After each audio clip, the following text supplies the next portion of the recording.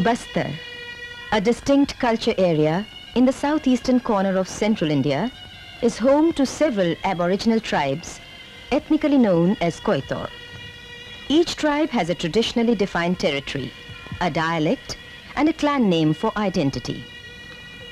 Life continues to be what it has been for 1,000 years, sometimes beautiful, often difficult, at times dangerous, and ever mysterious.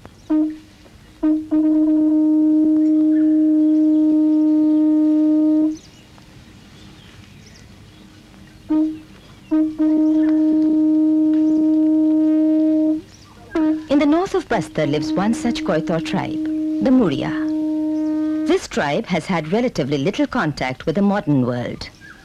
Life remains rooted in seasonal agriculture and food gathering in the jungle that goes on throughout the year. Music, passion, dreams, and magic. The jungle is full of these elemental impulses.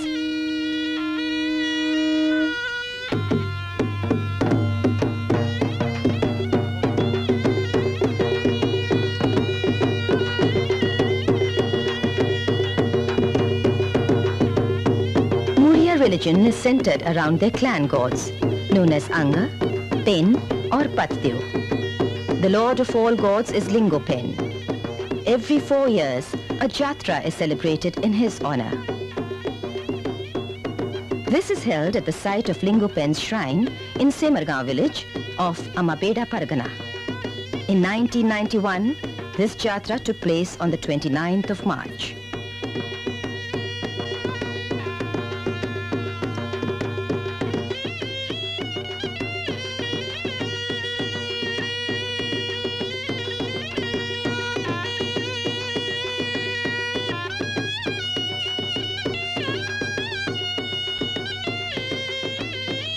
The clan gods are very human. They have parents, brothers, and other relatives. Most are benevolent, though some can be capricious and vindictive. These gods are loved, respected, feared, and often hated. But all must be befriended and won over by the Murias, who worship, appease, and at times even ignore or abuse them. An ancient relationship exists here in the jungle, in the kingdom of the gods. A relationship embodied in the passionate worship of the Anga.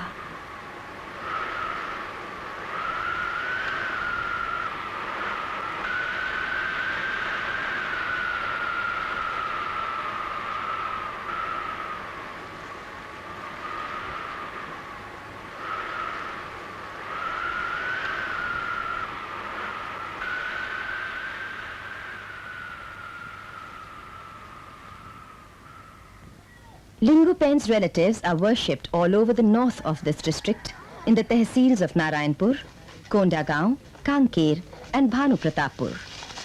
These clan gods are brought to Semargaon every 4 years for the Jatra. The visiting gods will all meet at Lingopen's Darbar, held on a large open ground next to his shrine. Every village has to contribute towards the preparations for the occasion.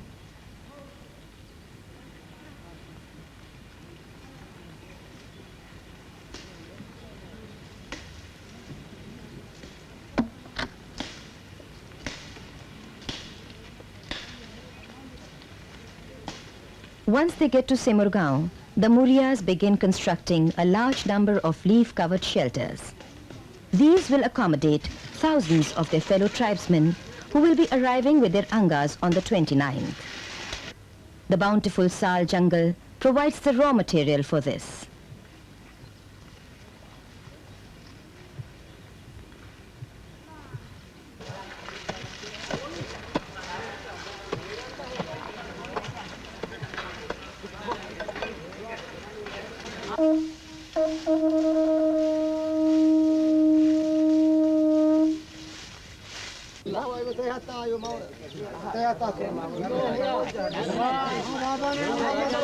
During breaks in this arduous work, the Murias relax in as much comfort as they can muster.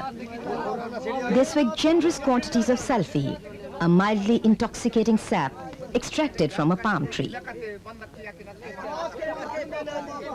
Throughout the day, vast numbers of villagers arrive along with goats, chickens and other animals that they will offer to Lingopen.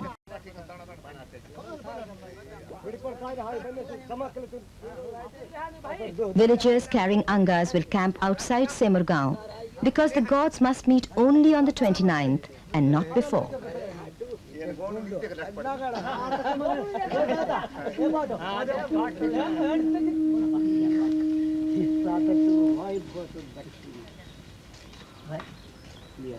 In the shrine itself, there is much work to be done.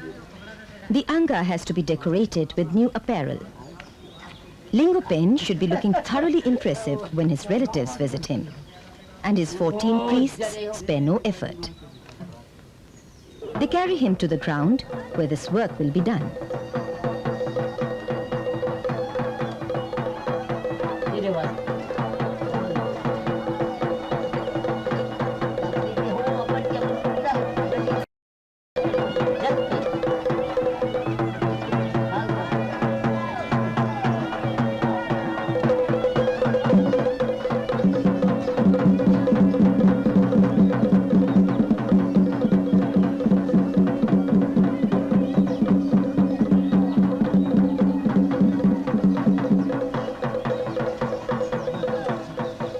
The first step is to replace the ropes binding the anga together. Strips of bark from the sihari tree are used for this purpose. It is important for the anga to be tightly bound, or it could fall apart as it is carried about.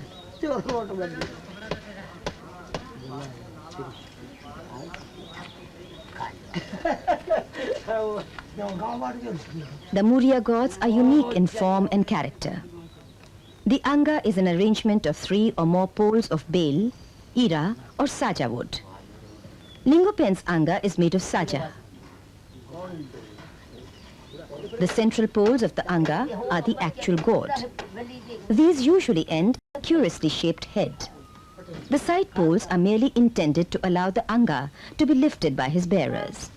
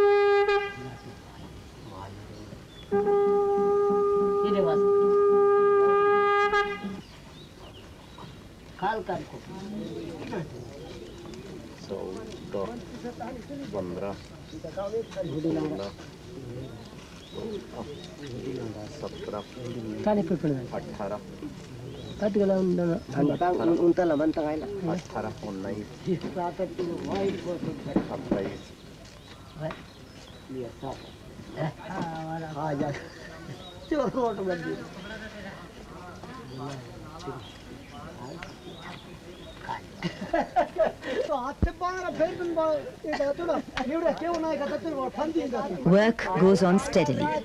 The anga is anointed with til oil and black kajli paste. Silver bands are fixed in place, and finally, Lingopen is ready.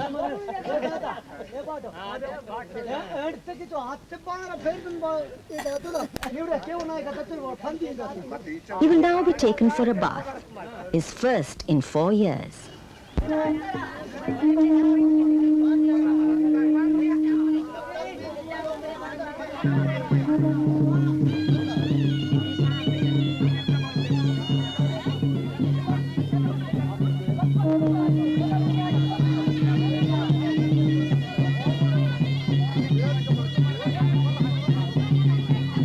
The origin of the anga is obscure.